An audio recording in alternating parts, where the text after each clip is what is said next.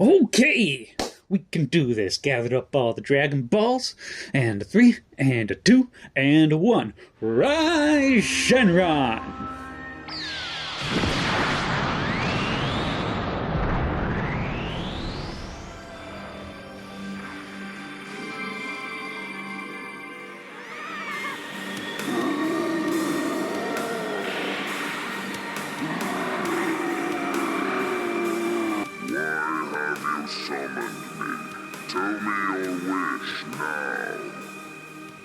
Okay, no wishes. I just wanted to say hi. Feels like nobody really asks how you're doing, so yeah, how are you doing, Shenron? I also just like to talk about stuff, but like this week was going to talk about Dragon Ball. Thought you might want to be involved with that, but if not, I absolutely...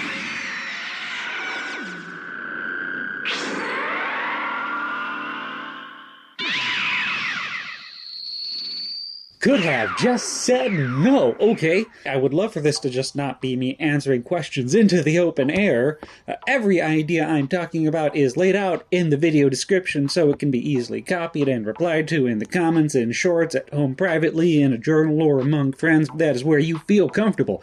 This is about figuring out what that original Dragon Ball run by the forever iconic mangaka Akira Toriyama means to everyone, even the strongest warriors. How would you describe Dragon Ball to someone who has never heard of the concept? Dragon Ball, as it was originally released, was the second long-running manga series from mangaka Akira Toriyama. The series ran for 519 chapters in its original Japanese run, but was split into two parts in America. Dragon Ball, the first half focusing on Goku's childhood and teen years, consists of the first 194 chapters, while the second half would be relabeled as Dragon Ball Z and focuses on an adult Goku and his son Gohan. For the sake of this video, we are going to be focusing on America's concept of Dragon Ball for a few reasons. It's how I grew up knowing Dragon Ball, it's how the majority of my audience grew up knowing the series, and it's a nice clean break so I don't have to talk about an additional 300 episodes in such a short space. And like I promise, I've already started watching and reading all of Dragon Ball Z again for the video next year. In its inception, Dragon Ball started as a fairly recognizable comedic adaptation of Journey to the West, a classic Chinese story about the mythical Monkey King and his adventures. Quickly after that first little adventure, Toriyama shifted the focus of the story to be more action comedy focused than the original fantasy adventure comedy, which the public evidently took a liking to, as that would be the focus up until chapter 195 and the start of Dragon Ball Z, which took a very heavy swerve into straightforward sci-fi action epic. I also have a video coming up later this month breaking down the series' individual arcs in more detail, as well as all the movies that were released into the original Dragon Ball run or are a direct adaptation, if that is of interest to you. A martial artist's life is the only life for me. I've been jumping and running, and that's no lie. If I stay in one place, then I'm gonna die. What are your earliest memories of Dragon Ball? I am sure, like most audiences outside of Japan, my introduction to Dragon Ball actually came through Dragon Ball Z. I would have been 5 or 6 and hopped on somewhere early in the Namek saga, went through all of Dragon Ball Z as it originally aired on Toonami. Then I went back, if I remember it right, and started reading that original manga run. Either that or I found out about the original Blue Brick box set and watched the series through that. Either way, I ended up reading and watching Dragon Ball in a really close succession at the same time. But Dragon Ball's original run was talked about a lot during DBZ, so I was already vaguely familiar with all the King Piccolo stuff. I had a subscription to the Dragon Ball magazine during the height of its popularity as well, so I'm sure a lot of things trickled through that. So going into Dragon Ball, even for that first time, it didn't really feel new to me as a viewer, if that makes sense. The thing is though, even having Dragon Ball essentially spoiled for me in its entirety, I still found it to be really engaging and fun. I would have been roughly 16 when the Blue Bricks came out, so the perfect age for Toriyama's crass humor in those early stories. I was also a huge fan of mythology, so knowing it was an adaptation of Journey to the West was also a big selling point for me. I don't really think I could have gotten a hold of that original Dragon run at a better time for me personally. It's a darn shame that I have to destroy you.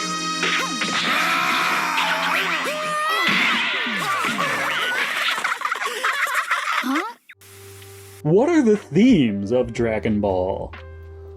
On its surface, Dragon Ball has always been a story about self-improvement, following the classic hero's journey throughout the world in a tale of self-discovery, not just to win or to achieve a goal, but to improve continuously for improvement's sake. I think Jackie Chun says it best during the 21st World Tournament saga. But if they think that there are guys out there that are stronger than they are, like Jackie Chun, for instance, then they'll continue to give it everything they have, training like the wild animals they really are. It also becomes apparent pretty quickly that Toriyama loves pairing off wildly differently sized characters in combat. To this day, if there is a tournament and Krillin is involved, he is going to fight someone who is at least 10 times the size of a normal human. Size does not matter in the Dragon Ball universe, or alternatively, we are constantly being reminded to never judge a book by its cover when a giant bearman and a walking butthole misjudge characters that hardly reach the height of their knees. Another pretty consistent theme throughout the original Dragon Ball run, and through Dragon Ball Z really, is Goku's learning of the environment around him through experience. It is a consistent joke that our lead character is naive and knows nothing about anything outside of how to fight, survive, and talk at the start of the story, but very rarely does Goku need to learn the same lesson twice, and most misunderstandings come from people not clearly communicating with a child who has no formal understanding or education. Not the other way around. A very clear example throughout just this original run is Goku's understanding of gender, where he can't really tell a person's gender without actually seeing their bits or asking directly. He knows girls exist, but he has no idea they're expected to dress or act differently from him or his grandpa. Everyone is a blank slate at the start of this story to Goku, but by the end of the Red Ribbon Army's saga, he is casually correcting Krillin, who was introduced with a bag full of porno mags.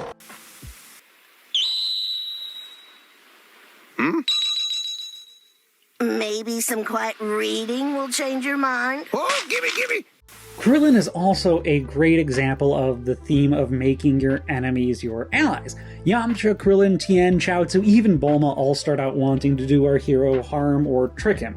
Not only do they end up working with Goku, but by the end of the series, everyone but Bulma would put their lives down for Goku in an instant. It's another theme that continues into Dragon Ball Z with Piccolo and a bunch of other characters that we will talk about later, but so many people Goku comes into conflict with can either find a common enemy and gradually become friends, or we can just talk it out if they spend enough time in the proximity of someone who is so good-natured like Goku. While at the same time, that shows you really can't reason with psychopaths who only care about greed or power like the Red Ribbon Army and King Piccolo, both of which have inverse relationships, with Bulma and Capsule Corp constantly spreading the wealth in earlier Dragon Ball, while we see what Piccolo would become and his son throughout Dragon Ball Z. Do you prefer the manga or the anime? To be honest, I don't care generally. Both mediums have their pros and their cons. I will say I find the pacing of the manga to be a little more consistent, but that happens in every adaptation, especially in a medium so fraught with filler content like the anime. But the thing is, I also like most of the filler we get in Dragon Ball, unlike in Dragon Ball Z where a lot of the filler is extra screaming and ki blasts to extend fights. In Dragon Ball we get a lot of original stories to help build out the world a little bit. I also think the fight sequences in Dragon Ball are every bit as good in motion as they are on page, especially those of the World Tournament sagas. The manga, though, does let me absorb everything a little more organically. The soundtrack isn't picked for me, characters sound slightly different in my head. I have a little more agency when I read the story how it was originally produced. I can also pull out a copy anywhere, anytime, as long as I have the carrying capacity of a small book. I used to sit in the bathtub for hours with just a stack of Dragon Ball mangas to get through. Hello, Poir. How's it been here? Oh, like a beach without sunshine! Oh, fine. Who are your favorite Dragon Ball characters? Again, cutting things off immediately after the 23rd World Tournament saga, so no Vegeta, no Beerus, and Piccolo is not yet the world's greatest dad. Yamcha and Tien are still relevant, and there was even a brief moment when Chaozu was taken seriously for a handful of minutes. I have always had a soft spot for Krillin. It's not the first instant of Goku turning an antagonist into a friend. That would be Oolong and his little child bride scheme. And it might not be the best, but also might be. That's a question for another day. But it is really well done. I always found him to be both relatable and fun throughout the little training we see before the 21st World Tournament. He successfully tricks Goku twice over and wins in turn. Here it's played a little more underhandedly, but Krillin outthinking his opponents comes back into play throughout the series later in a far more heroic way. And it's also through his training with Goku that he becomes the series protagonist's closest and truest friend. You feel his character when he is missing, especially so in the King Piccolo saga. I also think I would be remiss to not mention Launch. Literally forgotten by her character and thrown aside. The more I watch Dragon Ball, the more I love Launch and the very unspoken arc she goes on in the background of the series. If you don't know the character, Launch is introduced immediately after Krillin. She's introduced as an extremely timid girl running from the police, wanted for nondescript crimes involving a sack of money.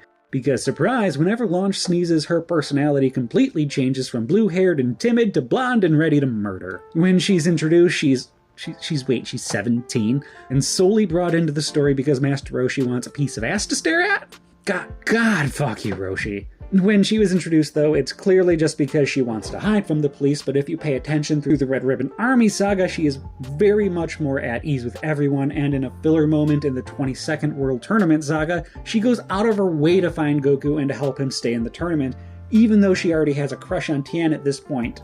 I cannot imagine why she sticks with Roshi for years during the time skip, but I am so happy for her leaving Roshi after the 23rd World Martial Arts Tournament, where, reminder, she saved the life of God. Launch was the unsung hero of Dragon Ball, and it genuinely upsets me how Toriyama did her dirty, along with most of the other stronger woman characters in Dragon Ball generally, but again, that's for another day. Alright, where do you want to hurt first? Who are your favorite Dragon Ball villains? Dragon Ball has less true villains than you'd immediately expect. Characters like Tien and Yamcha are definitely introduced as more as antagonists than true villains, so the only martial arts tournament with a true villain would be that of the 23rd with Piccolo Jr., and he stops being a villain at the very next arc. Going from the very start of the series, as far as villains go, you have Pilaf and Go, whom I've always enjoyed for the very simple slapstick they bring to the series. They serve their purpose, and I do love they have come back around more in Dragon Ball Super. Still no Launch though, what the fuck. Again, the 21st World Tournament doesn't really have a villain at all, and I genuinely respect that. But then we get the Red Ribbon Army. As a whole, the Red Ribbon Army are my favorite returning antagonists in all of Dragon Ball. A terrorist organization that has so much power they don't seem to be threatened across whatever borders there are in the world. Sure, there are a few people who are specifically jacked, but the group mostly consists of normal people just using standard weapons or crazy Dragon Ball technology. And that is never explored again in the same way. Individually, their leaders are a little hit or miss with me on a personal level of enjoyment. General White's shtick with the Muscle Tower has always been fun, but the combination of Supreme Commander Red and Commander Black are the perfect mix of Dragon Ball villainy for me. The real climax of the arc isn't even their fight, it's Goku beating their hired hand mercenary Tao, another great villain. It's their presence and their motivations that make them so great and so memorable here for me. In the 22nd World Tournament, you have a little more of an antagonist in Tien than we had in the 21st Tenkaichi Budokai, plus the Crane Herman, I guess, is a true villain in the background, but that's all set up really for the series' most iconic villain in King Piccolo, who, as a villain, I think is fine, but less interesting and less fun than the Red Ribbon Army. I do wish we had leaned more into the demon vibe going forward and introduced science fiction through other characters, but having the King Piccolo we have as this big, bad, malevolent force of evil and destruction is fine enough as it is.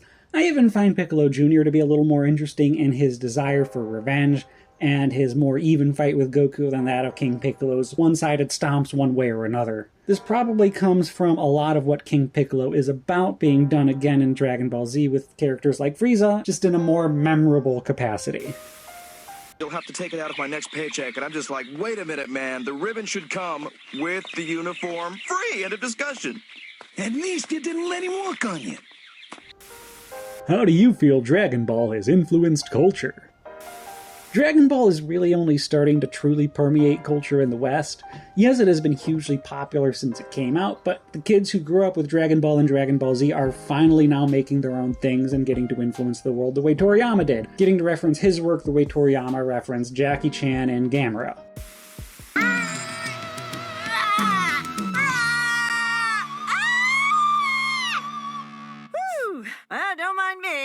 I'm just learning how to turn into Harpy Ida on command. According to these human workouts, you just gotta scream a lot till you force your inner beast out. This looks ancient.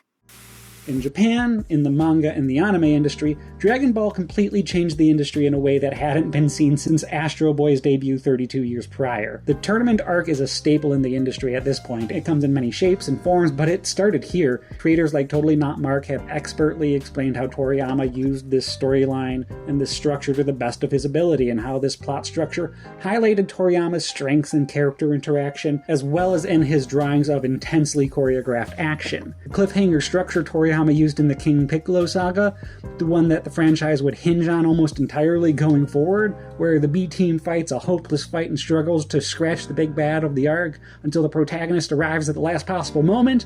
Yeah, that is a Toriyama staple that has been expanded on in popular media, especially in the shonen genre. Was Toriyama the first person to have a cliffhanger in his story? Definitely not, but it's hard to say it was utilized as well before. And creators have definitely been trying to replicate Toriyama's exact use of the cliffhanger ever since. I am here. How would you introduce someone to Dragon Ball? Well, my first question would be, are you more interested in reading or watching? If you want to read, either pick up the manga or Google Read Dragon Ball Online and just start from the beginning. You will get through the Emperor Pilaf saga really quick, and then you will get to the 21st World Martial Arts Tournament. I would say if you weren't invested in the series by the end of the initial Red Ribbon Army arc around chapter 69, you're probably not going to be invested much of what the series is entirely about, but you'd at least have a concept of the series vibe. If someone is more into watching an anime than reading, there are more options of entry for sure. Of course, you can and probably should watch the anime from the beginning, but I understand the Pilaf saga is oddly paced in the anime in a way that some people do not appreciate. The series shifts from being a comedy adventure to more of an action comedy based around episode 14, when the 21st World Martial Arts Tournament saga begins and the introduction of Krillin and the MVP launch. If someone says they watched through that tournament saga and then decided the series wasn't for them, I could at least understand and respect that they gave the series a go. There are also the movies, though, which the early movies specifically try and capture the vibe of the series more so than trying to recreate story beats accurately. Curse of the Blood Rubies and Sleeping Princess in the Devil's Castles are not bad approximations of the tone of Dragon Ball at all, especially if you only have an hour. The 1996 animated movie Path to Power, on the other hand, is one of the best animated and one of the best adaptations of Toriyama's work I've ever seen, condensing characters and story beats from the first 5 arcs of the manga into a movie that is recognizably Dragon Ball in both tone and story. Whatever you do, though, under no circumstances should you start with any live-action version of Dragon Ball. Maybe in the future I am proven wrong, but at the time of recording, there are 3 live-action movies based on Dragon Ball, 2 of which are extremely low-budget and unlicensed productions, and the third being a pretty low-budget Hollywood production, none of which are held in high regard. All of which, again, I will talk about later this month. I'm so glad you're here, Tien. Yes, me too, sire. Me too. Do you have any questions regarding Dragon Ball? Yeah, you know I do. Would the Devil's Devilmite Beam from the Fortune Teller Baba saga work on characters like Frieza? Or any antagonist really, except for maybe Boo? Or does it have a strength cap? It's not described as having a strength cap. He discovered he could exploit his opponent's negative thoughts, no matter how faint, and convert them into an energy beam of immense power. The Devilmite Beam. It amplified any dark thought, anger, malice, aggression, and caused it to expand until his opponent's heart literally exploded. Same goes for Master Carrot and his abilities to turn people into carrots. Could he have just high-fived Piccolo and saved the whole world a lot of problems? And what about transformations? I'm going to pull him out of Dragon Ball Z, but imagine if Gohan could transform like Puar or Oolong, all the insane advantages you could have since strength carries over from transformation to transformation, like claws and clubs, blades shrinking and growing, turning into a giant robot. And yeah, are we just going to brush over Yajirobe casually eating sentient humanoids? Like, he even claims Piccolo Jr. as a meal at some point. Funny, they never look psychotic when they're sleeping. Do you have plans for Junior? I'm hungry. Yajirobe, what about your beans? I want some real food. What? does Dragon Ball mean to you? This is not a Dragon Ball franchise video, but spoilers for the future years of my channel. This original run of 194 chapters or 153 episodes is peak Dragon Ball for me. While I still love all of Dragon Ball Z and like a lot of what Dragon Ball Super does, and even some of what Dragon Ball GT brings to the table, I adore just about every theme, action sequence, every non-Roshi joke. Toriyama's storytelling, his humor, his artistry, and choreography all come together in one perfect little mesh that we don't see again until something like in One Piece and its firm grasp on a comedic tone throughout its action-adventure backdrop. Goku's casualness about seemingly impossible to overcome obstacles in his path has always been inspiring for me. Even as a 16 or 17-year-old reading about the adventures of a 12-year-old in the story, it was consistently engaging and fun. I read and reread the series so often my parents challenged whether I was reading the story at all or was just looking at the pictures. Rewatching the series as a 31-year-old bill-paying adult, a lot of the jokes are less fun for me. I, a white dude, definitely cannot make good excuses for Toriyama's use of racial stereotypes throughout the series' history. But if any communities have latched onto the series on a personal level, it's the ones referenced in those same stereotypes. Taking pride in these characters and this story is so important to so many people around the world. Being a fan of Dragon Ball is being a part of a community of people who will always push you to improve when you ask for someone to root for you. It's okay. Oh yeah, you're right. They're not after me. I've never been here before. And that is what Dragon Ball specifically means to me. Maybe one day I can do something about Toriyama and all his works, but I'm not so familiar with everything he has done that I can really speak about it all. It would have just been me gushing about Dragon Ball and Sandland and mentioning Dr. Slump here and there. There haven't been many creator deaths that hit me quite as hard as that of Toriyama's and Christopher Lee's, honestly. I hope everyone can engage in some way or another, or that my journey here helps you on yours. All that's really left to do is rattle off topics we are going to be doing videos like this on in the future, so if you have any questions you want to be seen, please let me know the topic and the question, and if you want to be credited for being the amazing human you are. Upcoming episodes on Friday the 13th, A Nightmare on Elm Street, The MCU, Phase 1, Doctor Who, The First Doctor, Godzilla, the Showa era. And one more time for the folks in the back who've been charging up the whole time, I am putting together something to talk about the actual storytelling and the plot of Dragon Ball in a little more depth later this month, if that is of interest to you. Otherwise, go out there and make Goku proud. Well, not gonna lie, that isn't like the highest bar sometimes. Go out there and make Turtle proud.